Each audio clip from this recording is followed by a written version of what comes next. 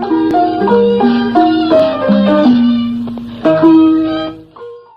င်္ဂလာပါရှင်ဗုဒ္ဓဟူးညပမာတိုင်းကြားပါတာဖြစ်တဲ့တင်ဆက်မှုအစီအစဉ်မှပြန်လည်ကြိုဆိုလိုက်ပါရရှင်။ဒီနေ့ညတင်ဆက်ပေးကြမယ့်တဲ့အကြောင်းအရာတွေကတော့စစ်ကောင်စီတပ်မှတိုက်လေရင်များဖြင့်ဘုံကျိတိုက်ခိုက်ခြင်းကြောင့်ပြည်သူတွေထိခိုက်မှုများလာတဲ့တဲ့လွေကျေမြို့စားတောက်ဆိုင်တဆိုင်မှာအရက်တောက်တုံးမိတူများစိတ်တင့်တေဆုံးမှုများလာတဲ့တဲ့နဲ့တရုတ်မြန်မာမူဇေနေစတကာဖွင့်လှစ်တော်မူဖြစ်ကြောင်းတရုတ်အစိုးရထုတ်ပြန်တဲ့တဲ့တွေကိုကျမမွန်းကြမှာတင်ဆက်ပေးတော့ပါမယ်ရှင်။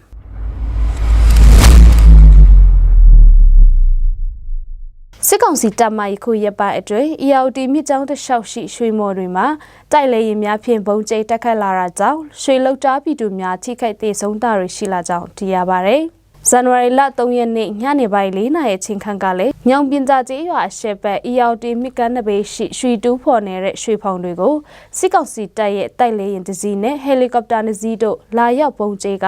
စစ်တနက်များဖြင့်လည်းပိခတ်ခဲ့တဲ့အတွက်ရွှေလောက်တာအသက်22နှစ်အရွယ်လူငယ်တဦးအသက်ဆုံးရှုံးခဲ့ပြီး4ဦးထိခိုက်ဒဏ်ရာရရှိခဲ့တယ်လို့သိရပါတယ်။ထိခိုက်ဒဏ်ရာရရှိသူတွေမှာအမျိုးသမီး2ဦးပါဝင်ပြီးလက်ရှိတွင်အဆိုပါထိခိုက်ဒဏ်ရာရသူများမှာစေကုတခံယူနေကြောင်းသိရပါတယ်။ပြီးခဲ့တဲ့ဒီဇင်ဘာလ30ရက်နေ့ကလည်းမြစ်နာလေတပ်မှဆင်တက်လာတဲ့စစ်ကောင်စီတပ်တိုက်လေရင်စီEOD မြစ်ကြောင်းတစ်လျှောက်ရှိရေလေမြစီတီတဖန်ပင်ကရွှေတူဖော်နေတဲ့လုတ်ကွက်ရွှေဖောင်တွေကိုဘုံကျဲတိုက်ခိုက်ခဲ့တာကြောင့်ရွှေဖောင်တချို့ပျက်စီးခဲ့တာတွေလည်းရှိကြောင်းသိရပါတယ်ရှင်။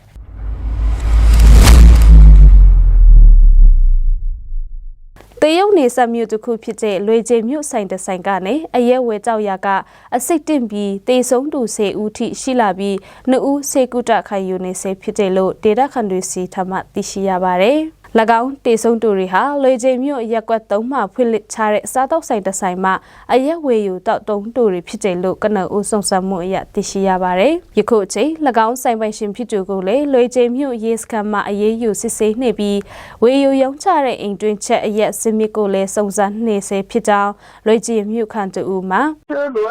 အဆိုင်မှာရောင်းတဲ့ချက်အရက်ကဗမော်ဘက်ကမာယူပြီးရောင်းတာလို့သိရပါတယ်။ခုတော့အဆိုင်ရောဗမော်ဘက်ကဆိုင်ရောပိတ်ထားတယ်လို့သိရပါတယ်တက်ဆိုင်ရာကလည်းဆက်လက်စုံစမ်းနေသေးဆိုတော့တခြားဘာမှမသိရသေးဘူးလို့ပြောပါတယ်။၎င်းအရက်ဝေယူတောက်တုံးသူတွေဟာရုတ်တရက်မျက်စိအမြင်မုံဝါပြီးအသက်ရှူမွားတဲ့ဝေဒနာခံစားရပြီးတေဆုံးသွားတာဖြစ်ကြောင်းနဲ့တေဆုံးသူတွေရဲ့အလောင်းတွေကိုလည်းမုံမောက်မြို့ပြည်သူ့ဆေးရုံရင်ခွဲရုံတို့ပို့ဆောင်ပြီးစစ်ဆေးမှုတွေပြုလုပ်နေကြောင်းသိရပါတယ်ရှင်။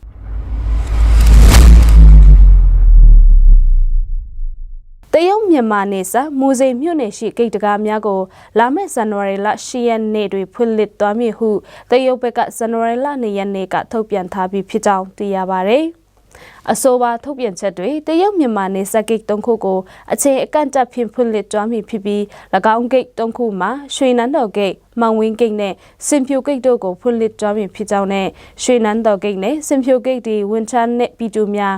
တွာလာရန်ဆိုင်ကကားများတွာလာဖို့နဲ့မောင်ဝင်းကိတ်ကိုတော့ကုန်ပစ္စည်းများတင်ပို့ရန်ဖွင့်လှစ်သွားပြီဖြစ်ကြောင်းသိရပါတယ်။ယခုလိုတရုတ်အစိုးရမှနေဆက်ကိတ်တွေကိုပြန်လည်ဖွင့်လှစ်ဖို့တစ်ဖက်သက်ထုတ်ပြန်ထားတဲ့ဖြစ်စဉ်နဲ့ပတ်သက်ပြီးမူဇေမြို့ရှိကုန်တဲတူကတရုတ်ဘက်ကအရင်တစ်ဖက်သက်ထုတ်ပြန်ကြေညာလာတာပေါ့။ဒါပေမဲ့အတိကမောင်ဝင်းကိတ်မှကုန်ပစ္စည်းတင်သွင်းပို့ဆောင်သွားဖို့သူတို့ဘက်ကစီစဉ်နေကြပါတယ်။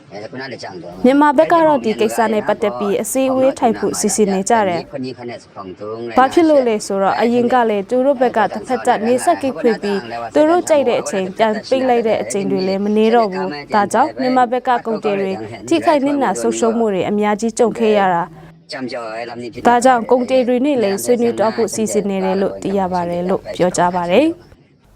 တရုတ်အစိုးရဘက်ကနေဆက်ကိတ်များကိုဖွင့်လှစ်ရန်ပြင်ဆင်နေပေမဲ့မြန်မာနိုင်ငံဘက်ကတစုံတရာထုတ်ပြန်ပြောဆိုခြင်းမရှိသေးကြောင်းနဲ့တရုတ်အစိုးရမှာ COVID-19 ကြောင့်2020ဧပြီလ1ရက်နေ့ကစပြီးနေဆက်ကိတ်တွေကိုပိတ်လိုက်တာဖြစ်ကြောင်းသိရပါတယ်ရှင်။ပမာတိုင်းကြပါတာဖြစ်တဲ့တင်ဆက်မှုအစီအစဉ်ကိုကြည့်ရှုနာဆင်တို့ပရိသတ်အပေါင်းရွှေလန်းချမေကြပါစေရှင်။မြင်ကတဲ့ရှိကနေဖက်ရှပွဲရန်ကိုဆိုင်မတွနာလုံဝကတဲ့ရှိကနေဖက်ပိုင်နာလူနာရင်